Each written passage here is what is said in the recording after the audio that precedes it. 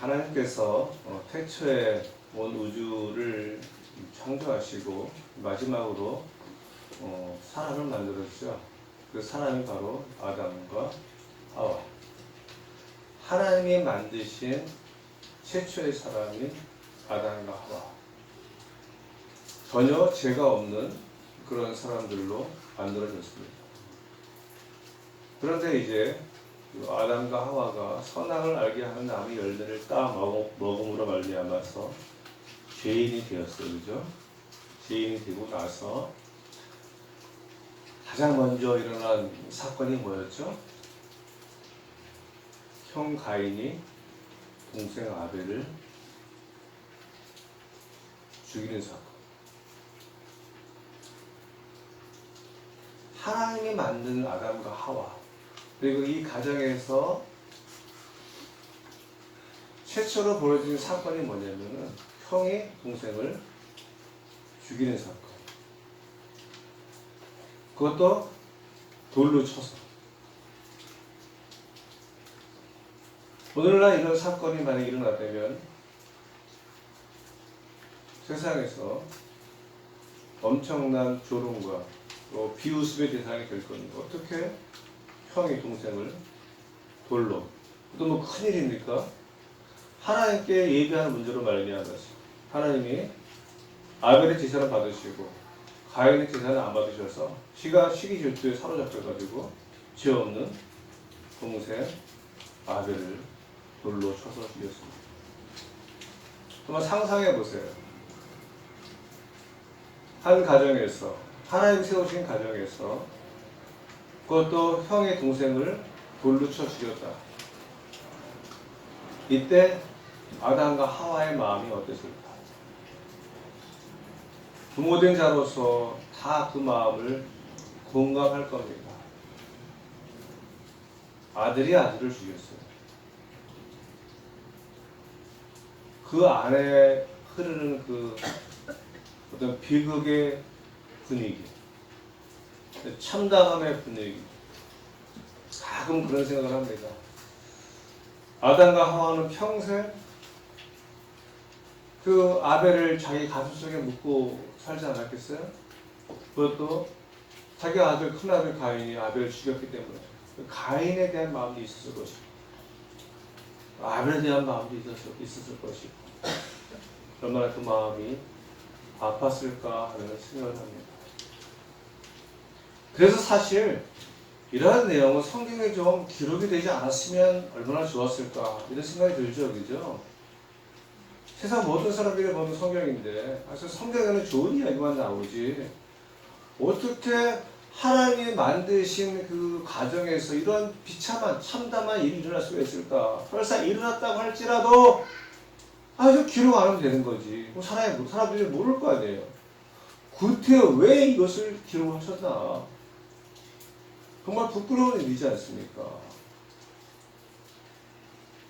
근데 성경에 이러한 이야기만 나오는 것이 아니라 아브라함부터 믿음의 조상이라고 하는 아브라함, 이삭, 야곱 쭉 그들의 삶을 보면은 참 부끄럽고 드러내지 않았으면 좋겠다 하는 그런 사건들이 있어요. 그죠?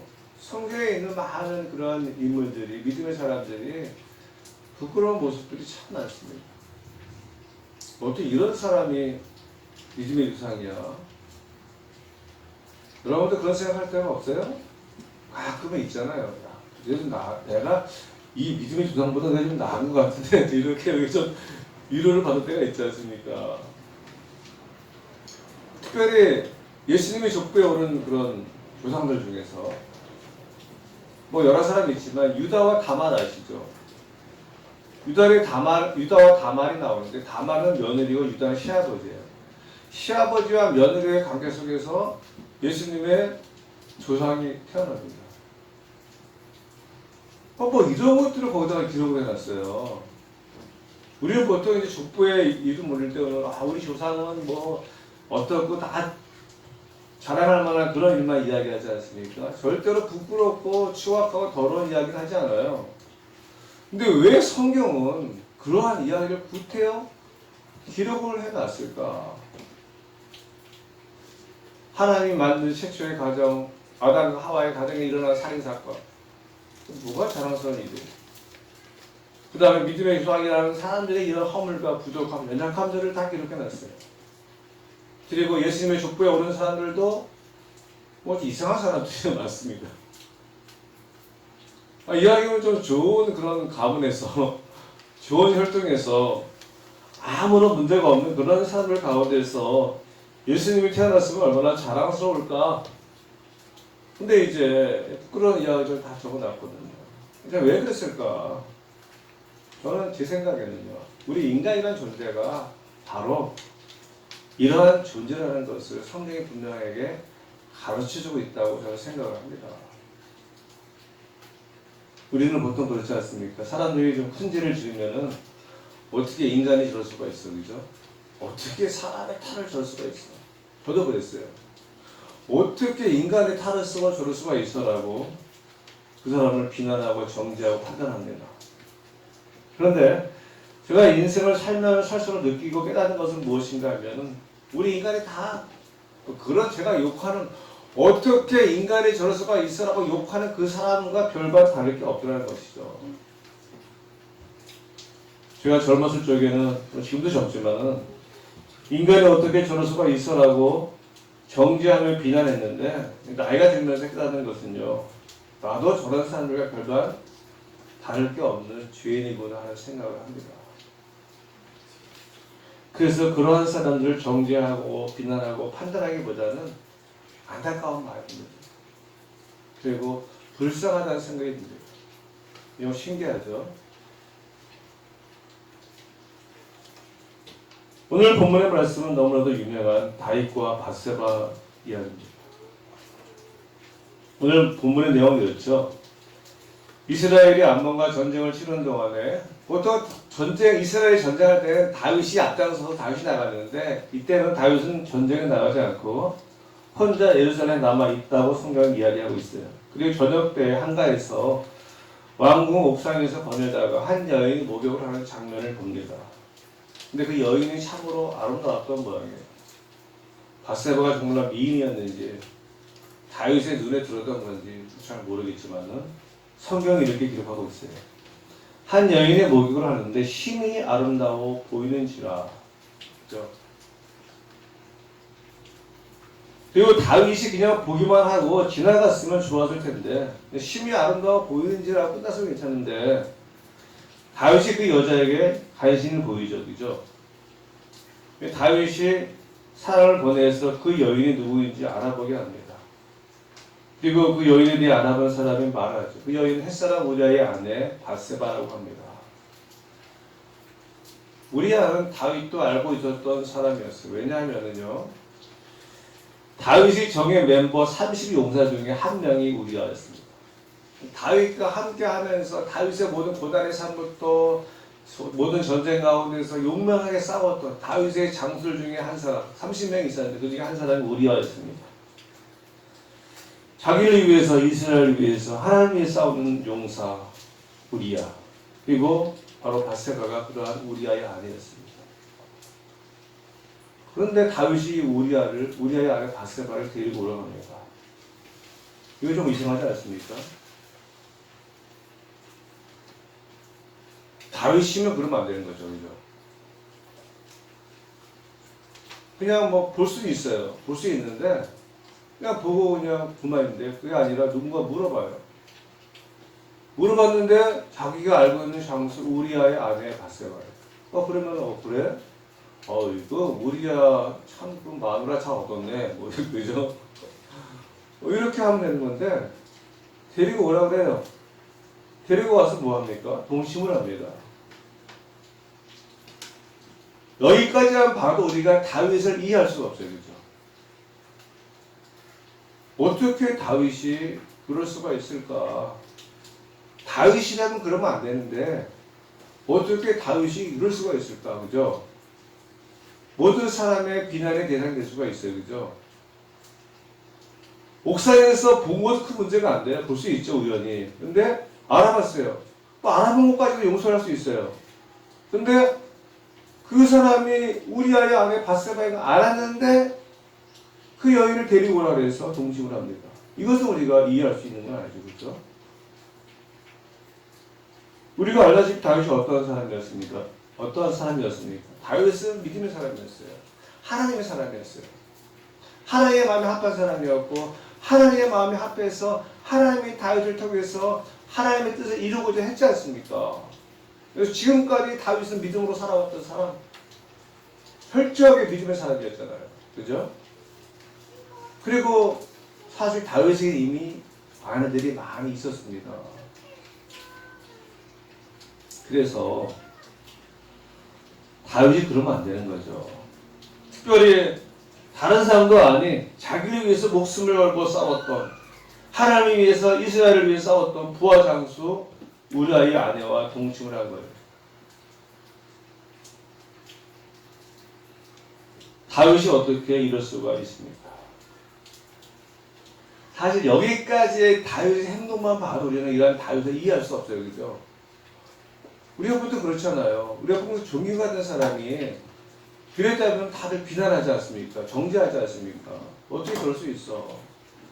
박원순 시장도 마찬가지지만은. 근데 여기서 그친 것이 아니라요. 더 참담한 일을 다윗이 벌입니다. 저는 가끔 그래요.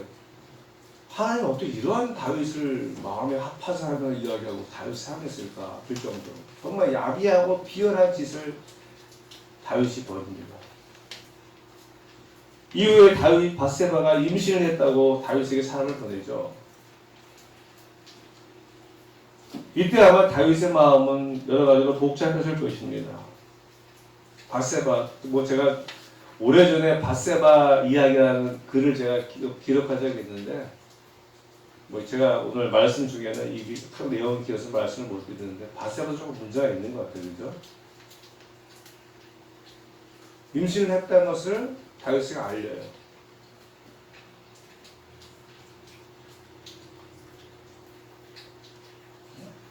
이때 다윗이 잔머리를 굴립니다. 믿음의 사람인데, 믿음의 사람이면 믿음의 사람답게 처신하고 행동해야 되는데 인간적인 잔머리를 굴립니다. 그래서 어떻게 하죠? 전쟁터에 나가 있는 우리아를 부릅니다. 그리고 마치 우리아에게 큰 선신을 베푸는 것처럼 집에 가서 편히 쉬었다가 가라 합니다. 그러나 충성스러운 우리아는 이러한 다윗의 호의를 거절하고 그의 부하들과 함께 왕궁문에서 자죠.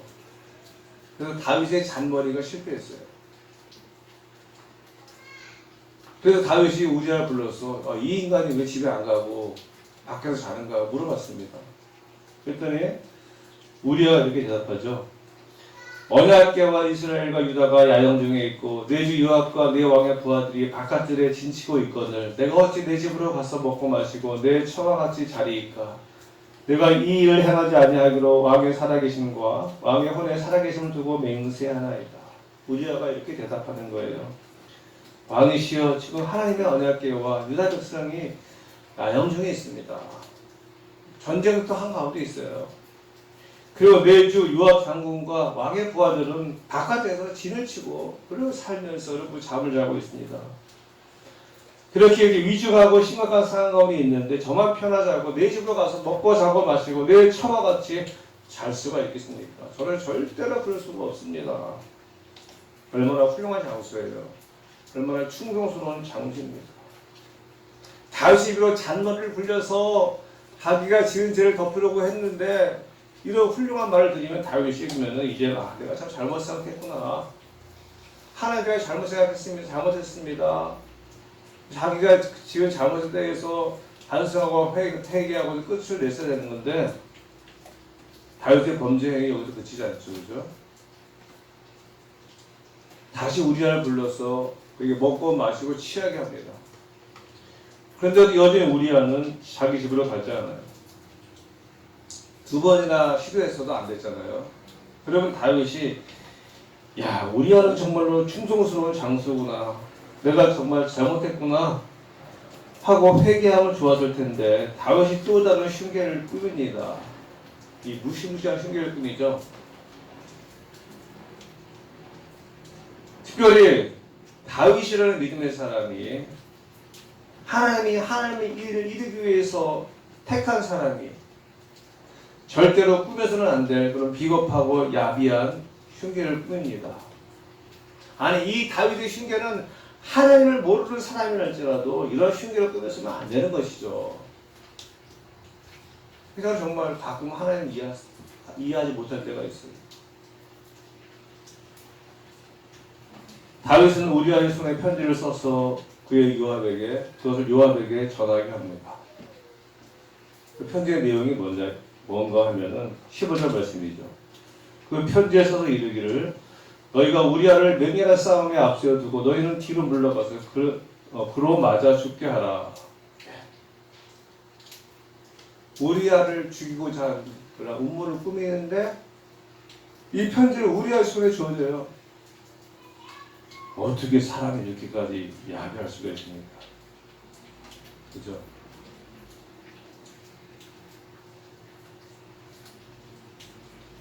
비겁하잖아요. 야비하잖아요. 그 사람을 죽이려고 하는데 그 사람의 손에다가 편지를 줘서 그걸 전하게 하는 거예요. 누가 했습니까? 다윗이. 아니 뭐 가라지다 했으면 이해가 하지. 다윗이 그랬어요. 자신의 잘못을 인정하고 회개하기는커녕 자신의 잘못을 감추기 위해서 하나님과 자기와 나라의 충성스러운 장수를 죽이려고 합니다.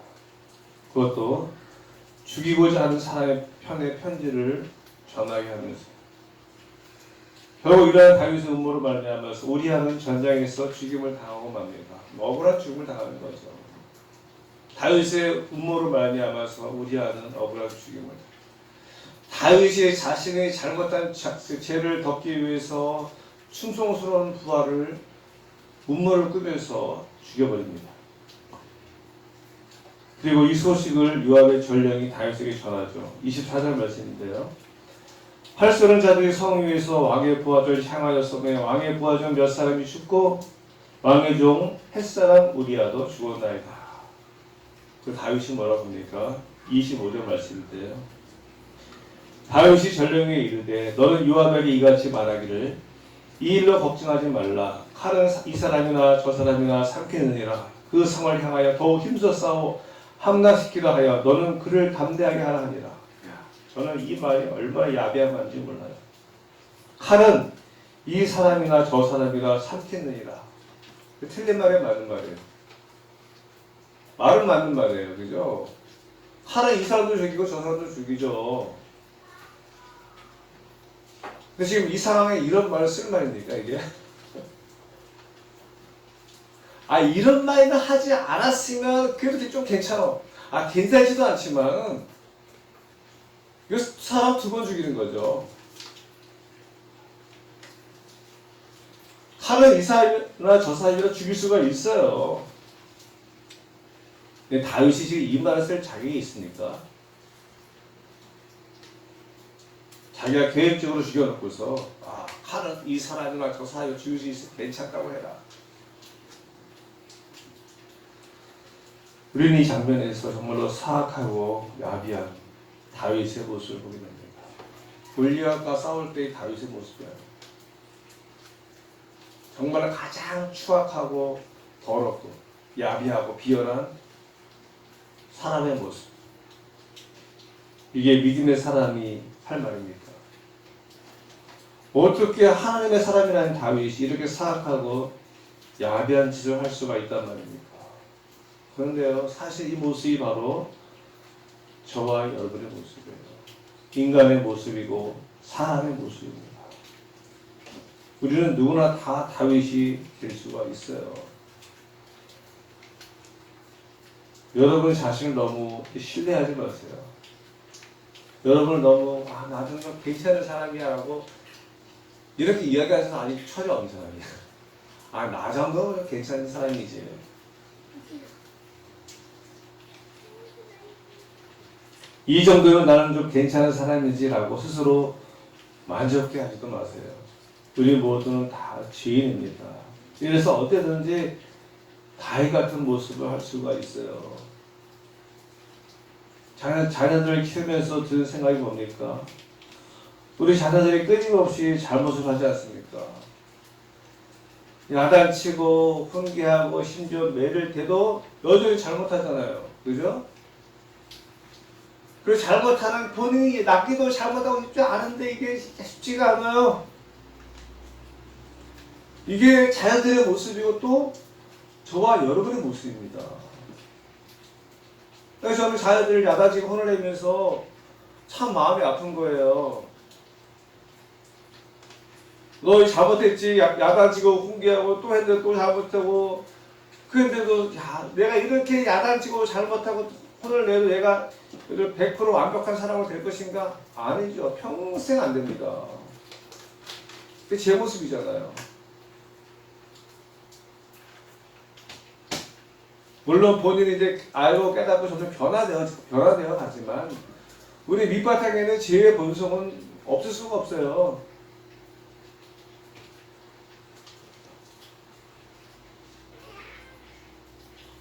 앞서 말씀드린 것처럼 그래서 제가 나이를 먹을수록요,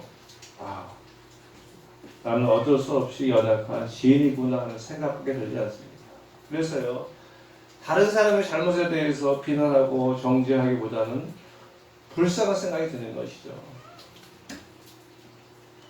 제가 40대까지만 하더라도 그나마 내가 좀 의롭구나, 괜찮은 사람이구나 하고 생각했었는데요. 나이를 먹을수록 드는 생각은 뭔가 하면은 나는 죄인이구나. 제가 가끔 말씀드리는데 우리 한국의 유명한 목사님이 그렇게 말씀하셨어요. 나는 80 먹은 죄인입니다. 근데 이게 그냥 겸손한 모습에서 나온 말이 아니라 저는 정말 그 말씀이 얼마나 큰 공감이 가는지 모릅니다. 제가 느끼니까요. 나이를 먹을수록 제가 온전한 사람이 되고 성의 분자가 되고 성화되어서 아니에요. 갈수록 느끼고 깨닫는 것은 나는 어쩔 수 없는 죄인이구나. 나의 의로움을 드러낼 것이 전혀 없는 사람이구나. 나의 잘난 부분을 나는 괜찮은 사람이야 라고 말할 수 있는 것이 아무것도 없구나. 박원순 사건으로 지금 막 시끄러워요. 그죠? 제가 안타까운 것이 뭔가 하면요, 박원순 시장이 예수님을 정말 알았던 사람이라면 자살하지 않았을 거예요. 그 사람 왜 자살했습니까? 물론 정확한 얘기 나오지 않지만 제가 미뤄 짐작한 데는 박원순 씨는 지가 완전한 사람이라고 착각하고 있는 거예요. 그러니까 자기가 그렇게 온전하게 막 큰 소리 치고 이렇게 살아왔는데 그런 잘못으로 말미암아서 자기가 모든 것들이 하나씩 무너져 버리잖아요. 그죠? 그러니까 자살하는 거죠. 노무현 씨도 마찬가지지만은. 그러니까 자기가 나는 그 완벽해, 나는 온전해, 나는 괜찮은 사람이야 라고 착각하는 사람은 그렇게 되는 거예요. 얼마나 세상에 많은 사람들 나를 비난할까?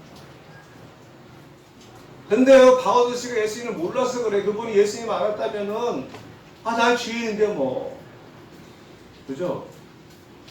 회개하면 되잖아요. 근데 자기가 마치 온전한 사람인 것처럼 착각하고 있으니까 그런 죄가 드러날까봐 두려워서 그냥 스스로 생을 막아야거든. 저는 이것이 얼마나 안타까운지 몰라요. 자기가 자기에게 견딜 수 없었던 것이죠. 그래서 저는 이게 더 안타깝습니다.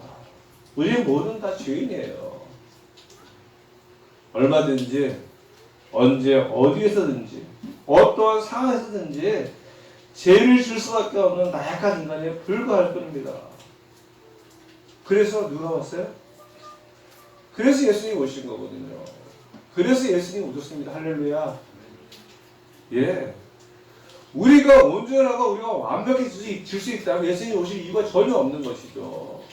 이 세상에 어떤 사람도 온전하고 완벽한 사람 한 사람도 없어요. 아무리 성의 군자처럼 보이는 사람이라 할지라도 그 안에 죄가 가득 차 있습니다. 그런 사람들 너무 믿지 마세요. 평신도들 그렇게 이야기해요. 우리 목사님은 정말 예수님 같아.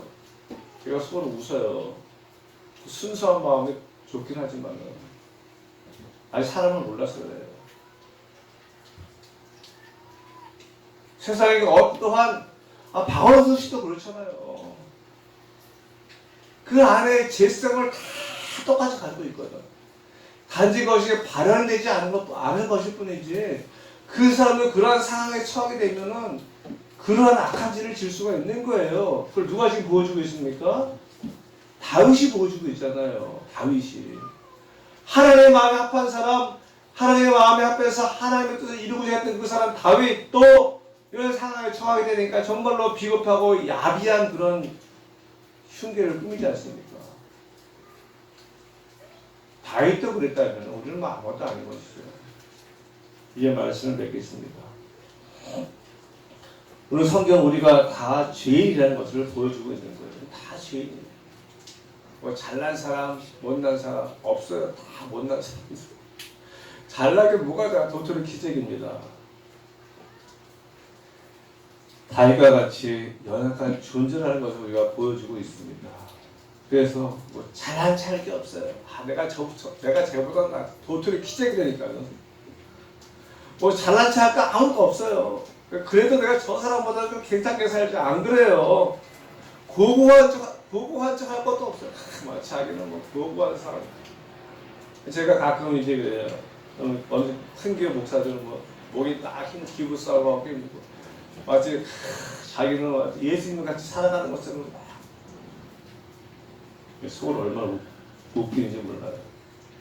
완벽하고 온전한 사람인 척 할 게 없어요. 우리의 본질은 사악한 죄인일 뿐입니다.